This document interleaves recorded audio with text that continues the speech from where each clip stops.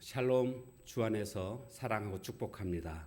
오늘 함께 나눌 말씀 본문은 누가복음 20장 41절에서 21장 4절까지입니다. 예수께서 그들에게 이르시되 사람들이 어찌하여 그리스도를 다윗의 자손이라 하느냐. 시편에 다윗이 친히 말하였으되 주께서 내 주께 이르시되 내가 내 원수를 내 발등상으로 삼을 때까지 내 우편에 앉았으라 하셨도다 하였느니라. 그런즉 다윗이 그리스도를 주라 칭하였으니 어찌 그의 자손이 되겠느냐 하시니라.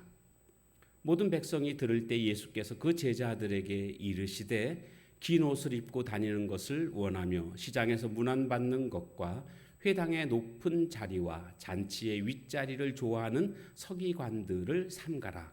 그들은 과부의 가산을 삼키며 외식으로 길게 기도하니 그들이 더 엄중한 심판을 받으리라 하시니라.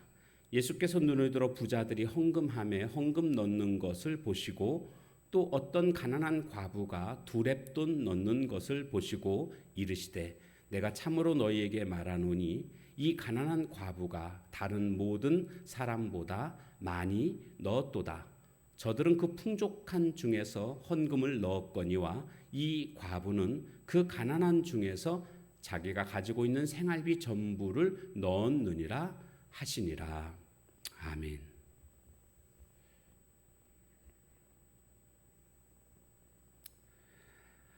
오늘 말씀은요, 예수님께서 높임 받기를 좋아하는 종교자들의 외식적인 모습을 책망하시는 내용이 나오고 있고요. 또 그런가 하면 이와 대조적으로 한 가난한 과부가 하나님께 헌금하는 모습을 보시고 그 과부를 칭찬하시는 이런 내용이 나오고 있습니다. 먼저 예수님께서 물으십니다. 그 물음은 41절에 보니까 사람들이 어찌하여 그리스도를 즉 메시아를 다윗의 자손이라고 하느냐.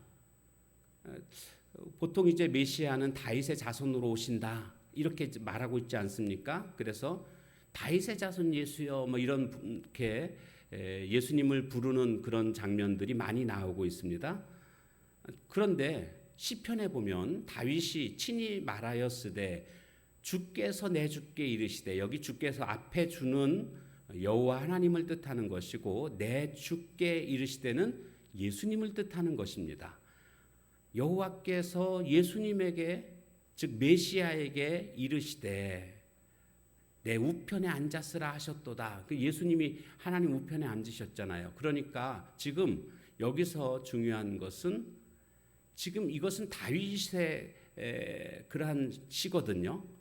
다윗이 이렇게 말하는 겁니다. 여호와께서 예수님에게 즉 메시아에게 내 주께 이렇게 말하고 있거든요. 그러니까 그리스도를 메시아를 내 주다 이렇게 지금 말하고 있습니다. 자, 그러면 여기서 모순이 생깁니다. 어떤 모순이 생기냐 하면 다윗이 그리스도를 내 주라고 말하고 있습니다. 그런데 그리스도는 다윗의 자손이라고 또 말하고 있습니다. 그러니까 아니 어떻게 여기 구약에서 시편에서 말씀하고 있을 때는 다윗의 입장에서 보면 내 주, 이 그리스도가 다윗보다 더 앞선 분이심을 지금 말하고 있는데 신약시대에 와서 보면 다윗의 자손이다 이렇게 그리스도를 메시아를 다윗의 자손이다 라고 말한다는 거죠. 그러니까 이것이 도대체 어떻게 된 거냐? 너희들은 이것을 알고 지금 그렇게 말하고 있는 거냐? 예수님이 이렇게 물으시는 겁니다. 여기에 대해서 다들 대답을 못합니다. 특별히 서기관들도 대답을 못합니다. 왜요? 서기관들은요, 말씀에 대해 관심이 별로 없었습니다. 그들은 성경 전문가라고 말하고 있지만 사실 성경에 대해서 잘 모르고 있습니다. 그들의 관심이 없었기 때문에요.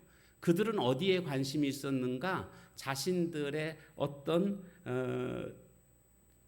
자리를 지키는 것, 권세 유지, 그리고 사람들로부터 존경받는 것, 이런 것에만 관심을 가지고 있었습니다. 그래서 긴 옷을 입고 다니고 시장에서 사람들에게 문안받는 것, 그 다음에 회당에서 높은 자리에 앉는 것, 잔치에서 윗자리에 앉는 것, 이런 것에 관심을 가지고 있었다라는 겁니다. 이들의 어떤 교만한 모습, 또 긴 옷을 입는다는 것은 어떤 자신들의 어떤 거룩함을 드러내는 외식하는 모습, 이것이 그들의 관심사였다라는 겁니다. 오늘 우리들의 관심사는 무엇입니까? 하나님의 말씀에 관심을 갖고 계십니까? 성경 말씀에 대해서 깊이 알고 계십니까? 세상의 소식에는 굉장히 민감합니다. 인터넷을 통해서 혹은 핸드폰을 통해서 세상의 소식들은 열심히 파고 파서 아주 상세히 세상의 소식들을 잘 알고 있습니다. 그런데 하나님의 말씀에 대해서는 얼마만큼 관심과 열심을 갖고 있는지요. 우리가 하나님의 말씀에 대한 열심을 회복해야 될 줄로 믿습니다.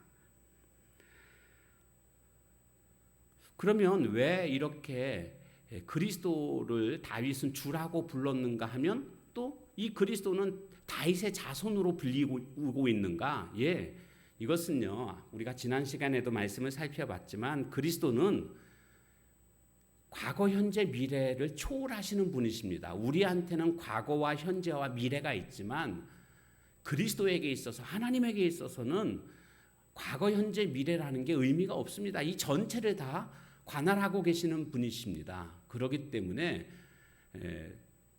다윗이 예수님 그리스도를 주라고도 부를 수 있는 것이고, 이 주는 또한 곧 예수님을 의미하는 것 아닙니까? 그리스도가 곧 예수님을 의미하는 것이고, 예수님은 다윗의 후손으로 이 땅에 오셨다라는 것을 말해주고 있는 것입니다. 자, 그러면서 이제 47절의 말씀에 보면 이들은요, 하는 행동을 보십시오. 47절에 보면 그들은 과부의 가산을 삼키며 그랬습니다.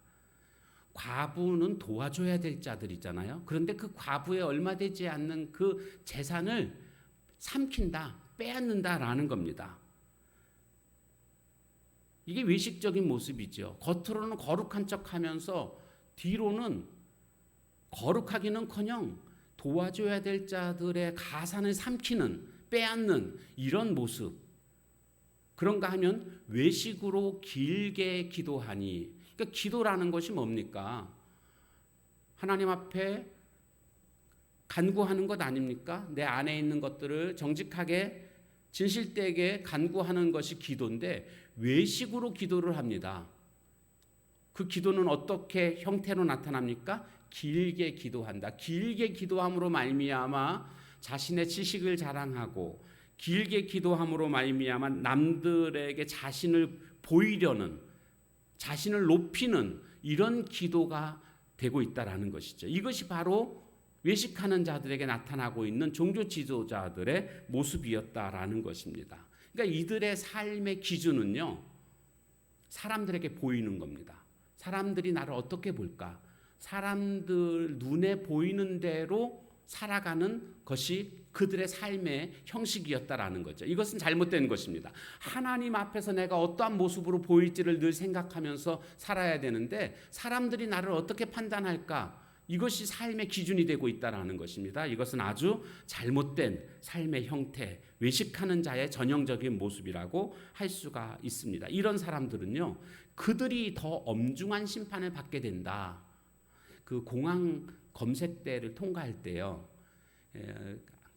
별로 그렇게 의심이 안 되는 사람들은 그냥 쉽게 통과합니다. 그런데 의심이 되는 사람들은 더 세심하게 그렇게 살펴보는 것을 볼 수가 있습니다. 이처럼 종교 지도자들은 더 엄중한 심판을 받게 된다, 더 엄중하게 판단받게 된다라는 것을 말해주고 있습니다. 그러니까 오늘 우리가 주님을 믿는 자 중에서도 더 앞선 자라고 한다면, 믿은 지 오래됐거나 내가 어떤 직분을 가지고 있거나 이런 사람들은요, 더더욱 주님 앞에서 엄중한 심판을 받는다는 것을 생각하고 우리는 더 주님 앞에서 진실된 삶을 살아가야 됩니다.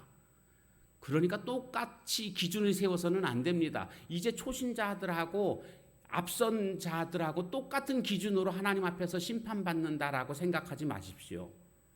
아직 믿음이 연약한 자는 연약한 대로 판단하실 것이고요. 내가 지금 믿은 지 오래되고 내가 직분을 받았고 그러면 하나님은 그에 합당한 그러한 요구를 하신다는 겁니다. 그 요구에 합당하게 진실되게 내가 살아가야지 외식하는 그런 모습으로 살아가서는 결코 안 된다라는 것입니다.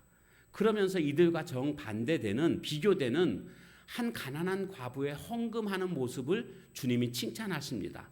부자들이 헌금함에 헌금을 넣습니다. 근데 가난한 사람이 2렙돈 헌금을 하게 됩니다. 그런데 예수님이 이렇게 말씀하십니다. 오늘 이 사람들 중에서 가난한 과부가 즉 2렙돈 헌금한 사람이 다른 모든 사람들보다 많이 헌금했다. 이렇게 말씀하십니다. 렙돈은요, 그 노동자 하루 품삯인 데나리온의 128분의 1입니다. 그럼 2렙돈은 어느 정도인가? 쉽게 계산해 보면요, 1,000원 정도라고, 오늘날의 1,000원 정도라고 생각하시면 됩니다. 비록 1,000원이었지만 가장 많이 했다라는 거죠. 부자가요, 지갑에서 그냥 10,000원 꺼내서 헌금한 것과 폐지를 주우면서 1,000원을 헌금한 것과는 본질적으로 같을 수가 없습니다. 왜냐하면 부자가 10,000원 한 것은요, 남는 것을 한 것이고요, 폐지 주어서 모은 1,000원을 헌금한 것은 그의 전부를 드린 거라는 거죠. 그렇기 때문에 주님은 어떤 외형적인 것을 보시는 것이 아니라 그 중심을 보시는 하나님이시다라는 것을 지금 예수님이 말씀해주고 있는 것입니다.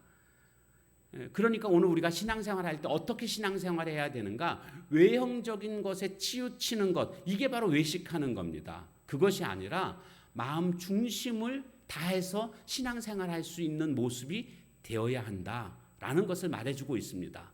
그러니까 외식과 진실 사이에서 오늘 나는 과연 어떠한 신앙생활을 하고 있는가, 이것을 지금 우리는 살펴봐야 됩니다.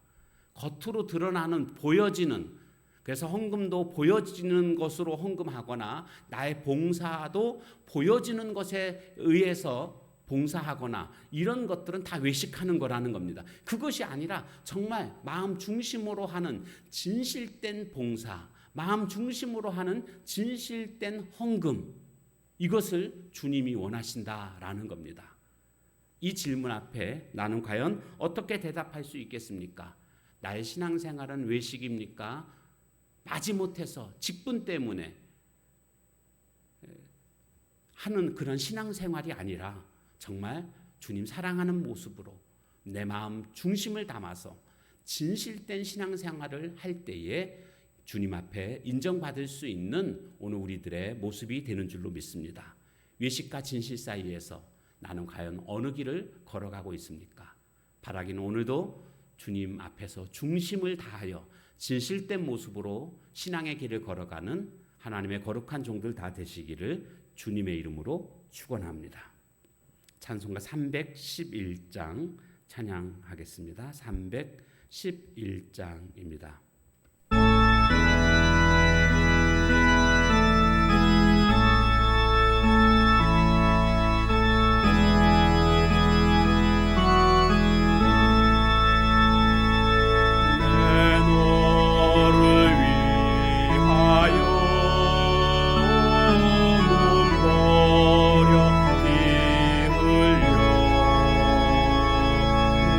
죄를 속하여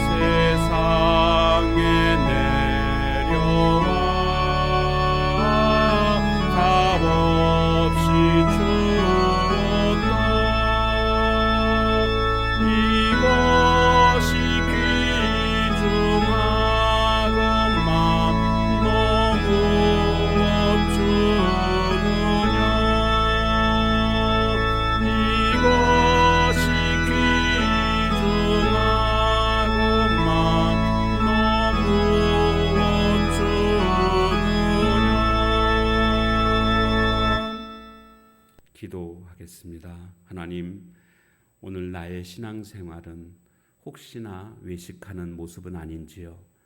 주님 앞에서 진실된 모습으로 살아갈 수 있는 저희들 되기를 원합니다. 오늘 서기관들이 외식하는 모습, 그런가 하면 가난한 과부의 진실된 모습을 보면서 나의 모습은 어디에 가까운가를 돌아보게 됩니다. 주님 판단하실 때에 너는 참으로 진실했구나 라고 판단받을 수 있는 그런 진실된 우리들의 신앙의 모습이 되게 하옵소서. 예수님의 이름으로 감사하며 간절히 기도하옵나이다. 아멘. 주신 말씀 기억하면서 기도하는 시간을 가지시기를 바랍니다.